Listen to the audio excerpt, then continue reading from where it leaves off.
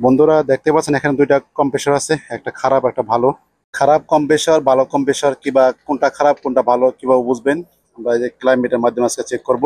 প্রথমে আপনার ক্লাইমেটারে যে সাউন্ড মোড কিংবা কন্টিনিউ মোড দুটো একটা দিলেই হবে। তো আমরা সাউন্ড মোড দিতেছি। এখন আমরা চেক করি খারাপটা, দেখি খারাপটা কি দেখায়। দেখতে পাচ্ছেন এখানে বিপ সাউন্ড হইতেছে না বা কন্টিনিউ দেখায় না, তার মানে এটা খারাপ।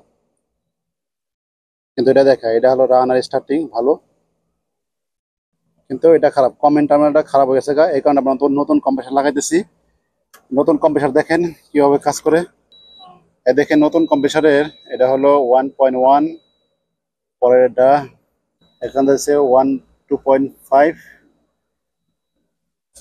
খারাপ কম্প্রেসার ভালো কম্প্রেসার যে ফারাক বুঝতে পারছেন যে কিভাবে চেক করে।